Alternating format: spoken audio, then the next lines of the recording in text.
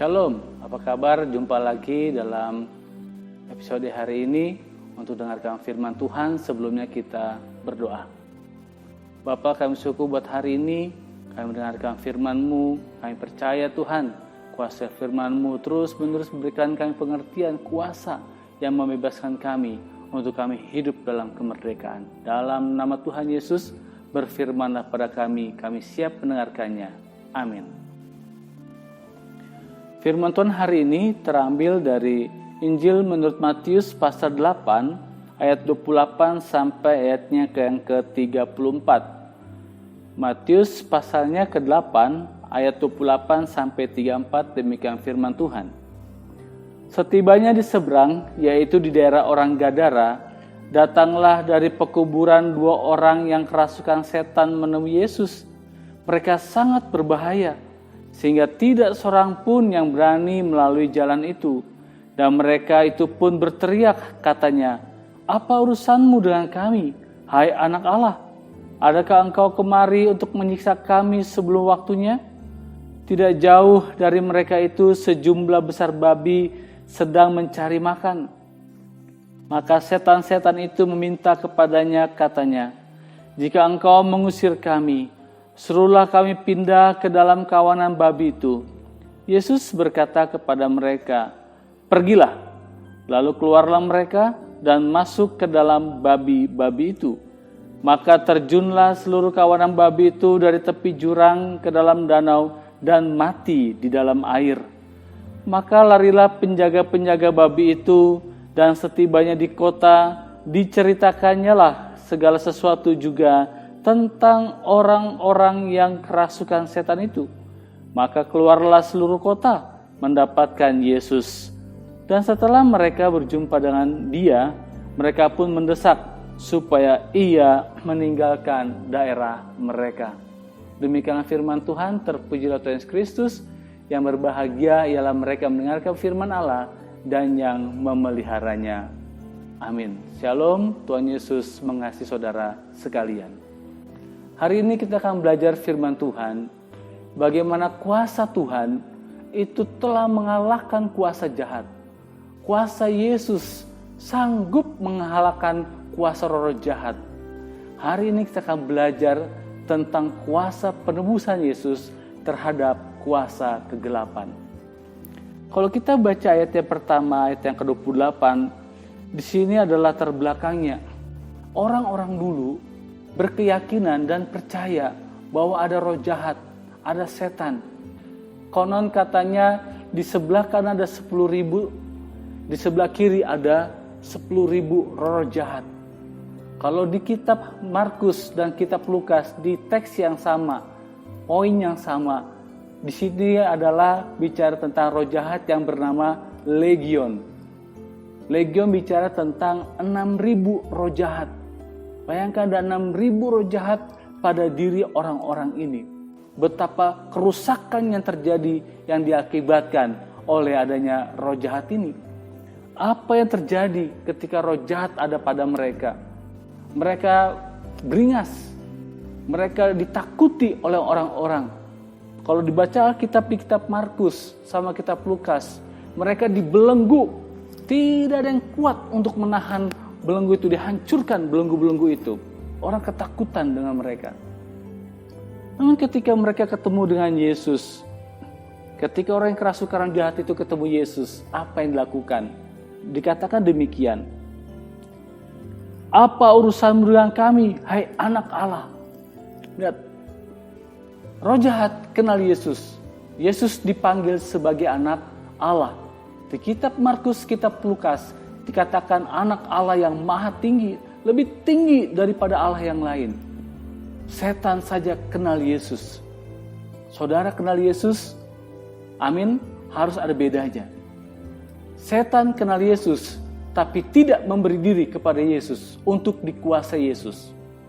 Orang percaya yang kenal Yesus, dia harus menyerahkan hidupnya kepada Tuhan, menyerahkan dirinya kepada Tuhan, dikuasai oleh Tuhan. Apa permintaan roh jahat ini? Permintaan roh jahat ini adalah begini, "Apa urusan dengan kami, hai anak Allah?" Adakah engkau kemari untuk menyiksa kami sebelum waktunya? Dia ketakutan, saudara. Roh jahat takut sama Yesus. Apakah kau datang menyiksa kami? Waktunya belum tiba. Maksudnya apa? Iblis tahu, setan tahu bahwa Yesus datang untuk mengalahkan dirinya dan sudah digenapi lewat karya kematian dan kebangkitan Kristus. Yang kedua, di kerajaan 1000 tahun, di Wahyu pasal 20 ayat yang pertama sampai ketiga, disitulah digenapi dalam kesempurnaan bahwa iblis si naga itu dibuang oleh Tuhan ke jurang maut. Tempat mereka ada di sana. Ini menunjukkan apa? Menunjukkan bahwa iblis setan takluk kepada kuasa Tuhan. Dia tidak berdaya di hadapan Tuhan. Oleh karena itu saudara-saudara, sebagai orang percaya, jangan pernah takut dengan roh jahat. Karena kuasa setan sudah dikalahkan oleh Tuhan Yesus. Amin. Jangan takut dan jangan pernah ragu. Oleh karena itu kalau kita tidak takut, kalau kita tidak ragu, yakin bahwa kuasa roh jahat sudah kalah, berarti harus ada tandanya. Ada buktinya, yaitu jangan pernah menghina karya Kristus di salib. Jangan pernah seolah-olah kita tidak menghormati karya Kristus di salib. Dengan cara pergi ke orang pintar, pergi ke dukun, pergi menyembah-nyembah orang mati, berbicara sama orang mati, pergi ke peramal, baca-baca horoskop. Ketika ada orang Kristen lakukan itu, dia sedang menghina Yesus. Karena Yesus mati mengalahkan kuasa jahat. Justru orang Kristen berteman sama orang jahat. Bukankah itu menghina? Bukankah itu tidak menghormati Tuhan? Oleh karena itu saudara-saudara, apabila seandainya jika di masa lalu kita pernah terikat hal-hal seperti ini dan belum dibereskan, mari minta ampun sama Tuhan. Minta ampun Tuhan Yesus, saya minta ampun karena telah menghina karyamu. Kami minta ampun. Dan percayalah saudara, ketika saudara minta ampun, Tuhan Yesus pasti mengampuni saudara. Berikutnya kita lihat apa yang terjadi. Kuasa apa yang Yesus nyatakan kepada setan? Apa yang membuat setan itu gentar kepada Yesus? Ayat yang ke-11.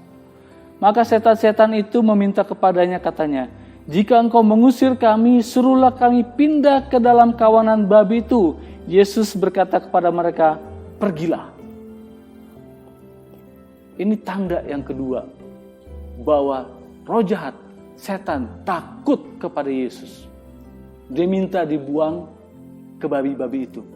Kalau dalam kitab Markus dan kitab Lukas, babi itu berjumlah 2000 ekor. Mereka pergi ke sana.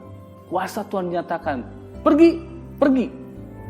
Langsung berkatakan Yesus, pergi kau, kuasa roh jahat. Langsung keluar dari orang-orang itu dan masuk ke babi. Kata pergilah, itu penting. Kata yang penuh kuasa dan otoritas dari Allah untuk mengusir roh jahat. Oleh karena itu saudara, ketika saudara percaya Yesus penuh kuasa, ketika saudara percaya diberikan kuasa oleh Tuhan Yesus, pakai cara Yesus untuk mengusir roh jahat. Dengan mengatakan, dalam nama Yesus, segala kuasa roh jahat, pergi dari orang ini, pergi dari rumah ini, pergi dari tempat ini. Dan imanilah, kuasa jahat itu kalah dengan engkau. Kenapa? Kenapa demikian saudara? Karena ada kuasa Tuhan yang menyertai. Saya mau kasih tahu, iblis tidak takut dengan jabatan-jabatan saudara. Termasuk saya pendeta. Iblis tidak takut dengan jabatan pendeta. Iblis tidak takut dengan harta-harta benda kita. Iblis tidak takut dengan prestasi-prestasi kita dan kepintaran-kepintaran kita. Dia tidak takut. Yang iblis takut hanya nama Yesus. Oleh karena itu saya percaya saudara, kalau orang di dalam Yesus dan Yesus di dalam orang itu, iblis pasti takut dengan orang itu. Amin. Maka dia punya kuasa untuk mengusir roh jahat. Enyah kau iblis, pergi kau iblis. Tuhan kasih kuasa itu. Jangan pernah ragu. Imanilah bahwa kuasa Roh Kudus Allah yang ada dalam dirimu lebih besar daripada kuasa manapun. Amin. Itu yang membuat saudara semangat, percaya diri dengan iman. mengusir roh jahat. Kenapa saudara kita bisa mengusir roh jahat? Karena peristiwa kematian dan kebangkitan Kristus menjadi jaminan kita bisa melakukannya. Menjadi jaminan kita bisa mewujudkannya. Karena kuasa jahat, kuasa iblis sudah dikalahkan oleh Tuhan Yesus. Apa yang terjadi selanjutnya? Iblis masuk, kuasa jahat masuk kepada babi. Babi itu terjun ke air dan mati. Kata air ini penting. Di teks ini, latar belakang konteks ini, bagi mereka, roh jahat itu kalahnya matinya direndam air. Oleh karena itu Yesus pakai cara berpikir mereka untuk mereka yakin bahwa kuasa roh jahat sudah keluar dari orang itu. Makanya babinya itu terjun ke air dan mati. Meyakinkan bahwa roh jahat itu sudah keluar dari orang itu dan mati. Cara Yesus menggunakan cara berpikir orang, memberikan pencerahan untuk memberikan makna yang mendalam bagi orang itu. Hebat sekali. Selanjutnya apa yang terjadi? Para penjaga-penjaga itu dia takjub. Mungkin dia gentar, mungkin dia takut melihat situasi itu. Dia langsung pergi ke kota. Memberitahukan kepada orang-orang di kota. Ada orang-orang yang dilepaskan dari kuasa jahat. Dan sampai babinya itu pada mati terjun ke air sejumlah 2.000 babi. Yang terjadi adalah mereka datang kumpul-kumpul ketemu Yesus. Bukan untuk minta didoakan. Bukan untuk minta dibebaskan dari kuasa roh jahat. Bukan untuk diberikan kuasa untuk bagaimana cara mengusir roh jahat. Tapi mereka justru mengusir Yesus. Kenapa saudara? Karena bagi mereka Yesus merugikan mereka. Ini ironis, ini miris, ini menyedihkan, ini memprihatinkan. Di mana ada orang-orang bukannya bersuka cita, ada orang yang dilepaskan dari kuasa roh jahat. Tapi mereka memikirkan diri sendiri, memikirkan harta bendanya. Banyak orang seperti ini saudara. Mereka lebih memikirkan harta dan kekayaannya, yang penting banyak duit. Daripada mengalami perubahan karakter. Lebih banyak duit, banyak harta. Daripada cari Yesus dan hidup bersama Yesus dengan sungguh-sungguh. Lebih baik cari duit banyak-banyak daripada mengalami kuasa Yesus yang memerdekakan, yang menghidupkan hidup mereka. Lebih baik banyak uang daripada saya tidak bisa lakukan banyak hal. Ngeri saudara. Oleh karena itu melalui firman Tuhan hari ini kita diajar. Bagi Yesus, jiwa lebih penting. Bagi Yesus, keselamatan lebih penting. Buktinya apa? Yang Yesus korbankan bukan orang lain. Bukan dengan barang yang fana. Tapi dirinya sendiri. Dia berkorban di atas kayu salib. Karena dia tahu jiwa begitu penting di mata Tuhan. Keselamatan begitu penting. Dibebaskan dari kuasa roh jahat. Itu begitu penting bagi Yesus. Karena orang yang terikat roh jahat, dia tidak bisa mengenal Yesus dengan baik. Orang yang terikat roh jahat, dia tidak bisa mengalami berkat-berkat sesungguhnya.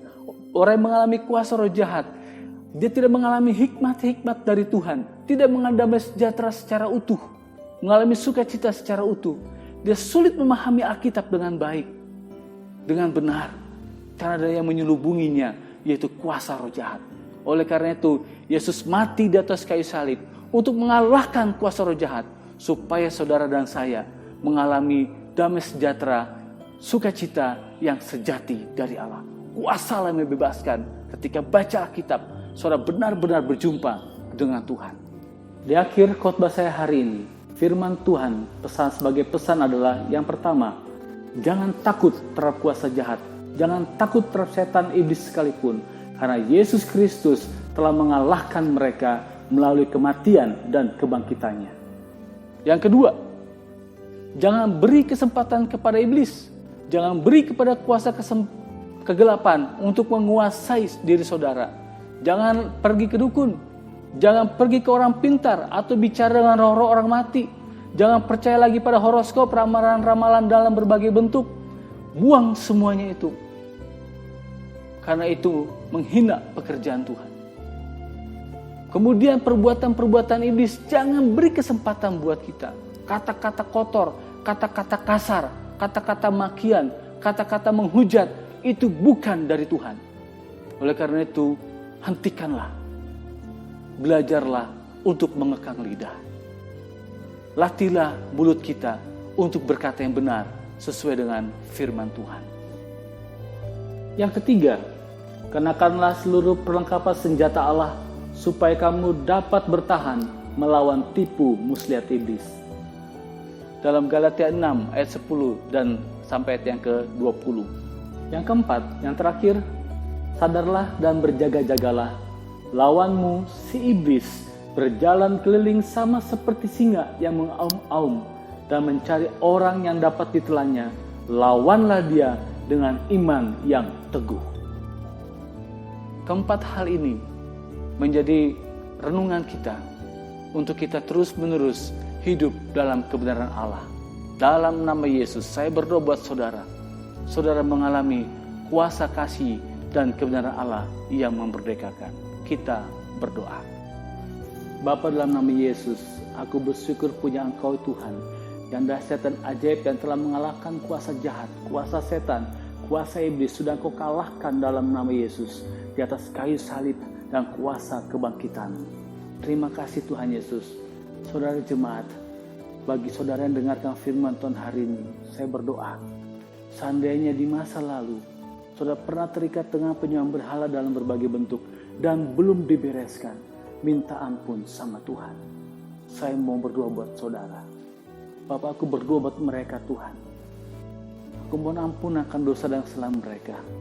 Dan dalam nama Yesus, segala kuasa-kuasa roh jahat dilepaskan dari hidup mereka, dilepaskan dari tubuh mereka, dibebaskan dari pikiran mereka, keluar dalam nama Yesus. Kuasa Tuhan yang ajaib memulihkan hidup mereka. Terima kasih Tuhan. Aku berdoa Bapa dalam nama Yesus, seandainya apabila ada kelemahan tubuh yang disebabkan oleh karena ulah kuasa roh jahat, seandainya ada Tuhan, aku berdoa dalam nama Yesus, mereka dibebaskan dari kuasa roh jahat dan mereka disembuhkan dalam nama Yesus. Terima kasih Tuhan. Aku berdoa Tuhan Yesus buat jemaat penonton video hari ini Tuhan, yang mereka mengalami ketakutan, mereka takut gelap, mereka takut dengan kuasa orang mati dalam nama Yesus. Firman Tuhan hari ini, tambahkan iman pada mereka, anugerahkan iman pada mereka, dan biarlah mereka Tuhan Yesus berkata dengan iman bahwa kuasa Roh Kudus Allah dalam diri mereka lebih besar daripada kuasa manapun. Angkat cabut segala sakit penyakit, angkat cabut segala bentuk takut dan kekhawatiran terhadap kuasa jahat. Mereka boleh bebaskan, dilepaskan dalam nama Tuhan Yesus. Terima kasih Bapa di surga, ya kuasa Roh Kudus Allah menenteramkan kami semua untuk percaya dalam kehidupan kami bahwa Yesus Kristus telah mengalahkan kuasa jahat, dan kami berjalan dengan otoritas Allah. Kami menggunakan senjata-senjata Allah untuk melawan kuasa jahat. Kami melawan mereka dengan iman teguh kepada Tuhan. Oleh karena itu Tuhan Yesus, tolong kami semua untuk hidup dalam kebenaran, kuasa dan kasih Allah. Dalam nama Yesus, diberkatilah hidupmu oleh Tuhan Yesus. Amin.